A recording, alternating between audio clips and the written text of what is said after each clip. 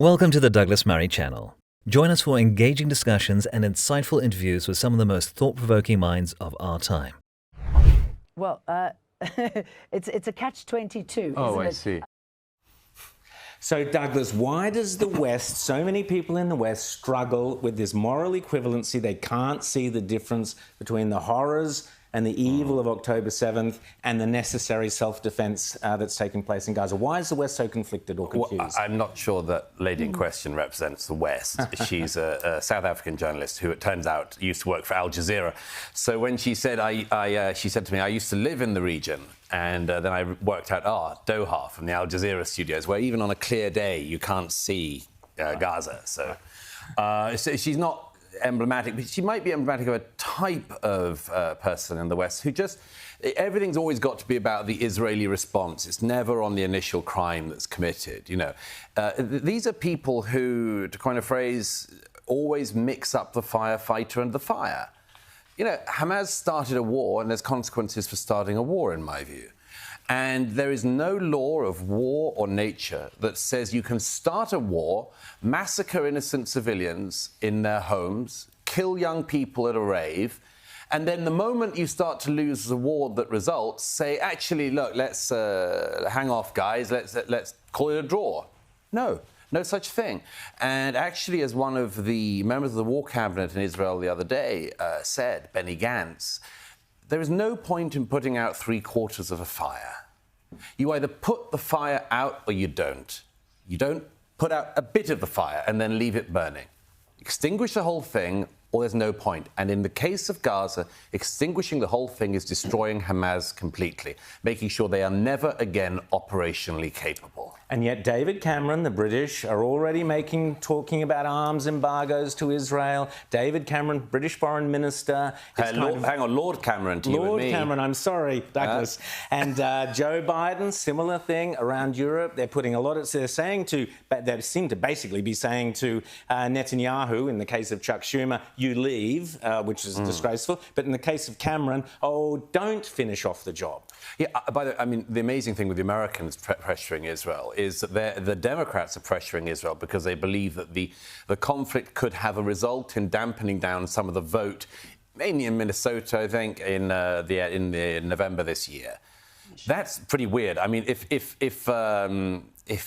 I don't know, America was at war, and, you know, this country, Australia, is a great ally of America. But if your government were to call up the Americans and say, now, look, I know you've got a war on and you're defending your people and everything like that, but our polling's not great in Adelaide, so would you mind stopping?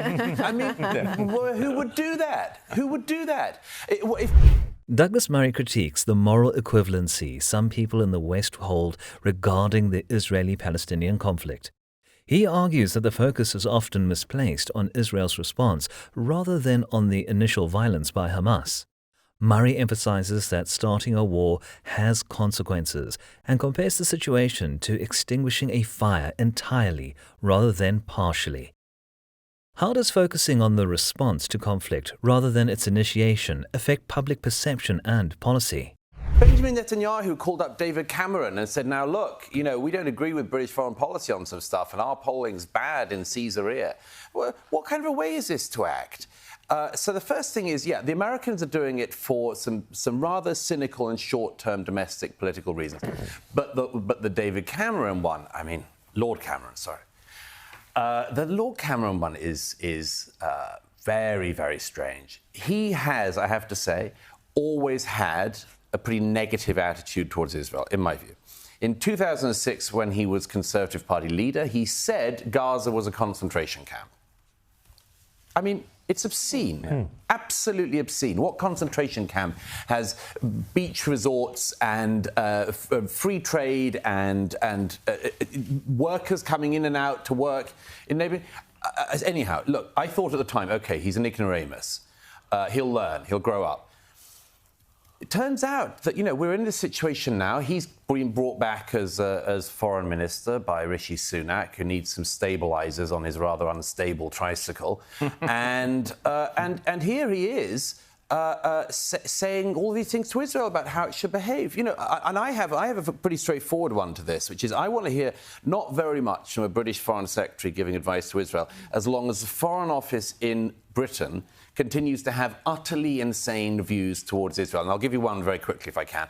The Golan Heights, as you know, strategically incredibly important, captured by Israel 50 years ago, part of Israel, one of the most beautiful bits and one of the most advantageous bits for any enemy of Israel to be on. The official government policy of Britain is that that is occupied territory. Now, look, the only person you could give the Golan Heights to is Bashar al-Assad, who's killed about 700,000 Muslims in Syria in the last decade. I mean, it's true that maybe he needs a little bit more ground, in his view, to kill people on. But the idea the British Foreign Secretary holds to a view that the Golan Heights should be given to the Assad regime of Syria is, in my view, insane. And until the British Foreign Office sorts out things like that, I treat all the advice they give with more than a pinch of salt. Rita. Murray discusses the international pressure on Israel, particularly from the United States and the United Kingdom. He criticizes the motivations behind these pressures, labeling them as driven by short-term political gains. Murray also rebukes former British Prime Minister David Cameron's past comments on Gaza, calling them ignorant and harmful. How do international political dynamics influence the Israeli-Palestinian conflict, and are these influences always beneficial? Previous years. What do we need to be mindful of, and what lessons are there from Sweden, which really had an open border policy different to what we've seen in Australia? Yes, no, it's amazing, Rita. I mean, as you say, this is... in 2015, the Swedes opened their borders. They said it's incredibly important to be open-hearted and generous to the world and so on. But what they did was, as we just heard in the previous segment, they did what a lot of governments have been doing. You effectively punish people who come to our countries legally. You punish them and you incentivize people who break the rules and come illegally. And that's happening everywhere from Sweden to America to Britain and Australia. It's an astonishing mistake. But yes, I mean, as Rita says, you know, you have this crazy situation. Like Sweden, you know, do you remember the old days? We all used to talk about Sweden, always a Scandinavian option for everything. Anything in life could be improved by referring to Scandinavia. People would say, oh, well, the Swedish this, the Danish that, whether it was a hot drink or a way to feel good or a policy. It was always about Scandinavia. And then, as you say, Rita, you know, you get this situation where you have now Sweden, the second largest number of bombings of any country not officially at war, only after Mexico. Only after Mexico. And if I'd have said to you 10 years ago, you know, what do you think about when you think about Sweden? Like me, you'd have probably said, well, you know, I know, hot drinks, overpriced food, but you know, nice people, or rather cold. You wouldn't have said, oh, grenade attacks. You know, the traditional Swedish grenade attack. Never forget the intrinsic importance to our culture of grenades.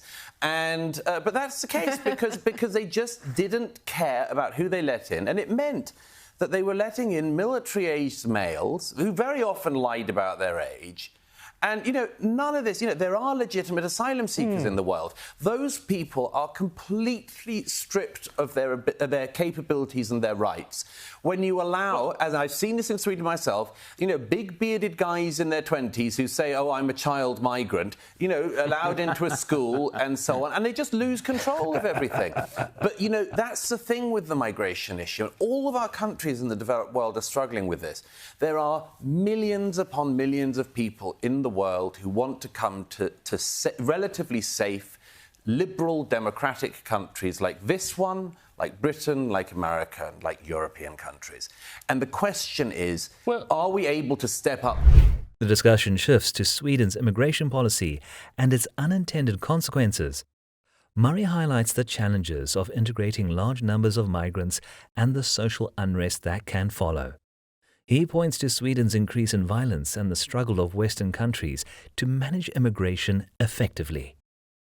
What lessons can other countries learn from Sweden's immigration policy and its impact on social cohesion? People who don't necessarily come because they want to subscribe to these values, but maybe impose a different set of values. What happens then to the West? Is it too late? How do we get back this solid ground, which I think is ground that's not racist, but it is something that is to be proud of and to be cherished, because once we lose it, we don't get a liberal society back. Well, that's right. I mean, we know, James, don't we? We know the values of this. We know the reason why people come to our countries. There is no movement the other way. I mean, I always say when the boats were coming to Australia with illegals from other parts of this region, it wasn't like they met boats the other way of Aussies desperately trying to flee the oppressive, conservative or otherwise government in Australia. The movement is always one way. I mean, you don't even get people moving from Britain to France on the boats. It's always France to Britain. People want to move up through Europe.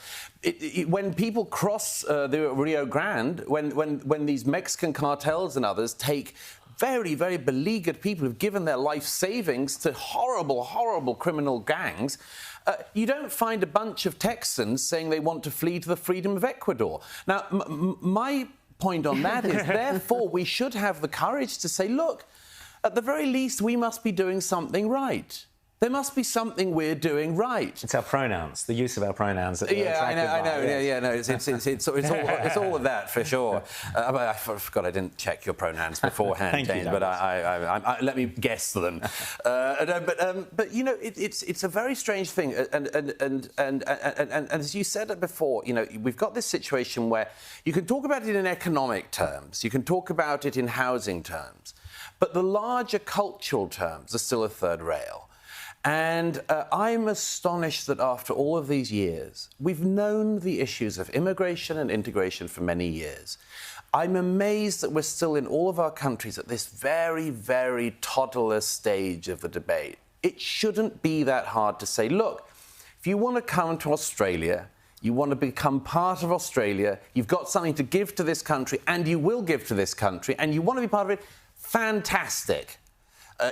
Join the queue and let's see what we can do. But if it's the case that you want to come here and you don't really like the place, or you want to change the place, or you want to change the place back to the sort of place where the place you left from, and maybe some of the reasons why you left, then maybe that's not going to be a workable deal.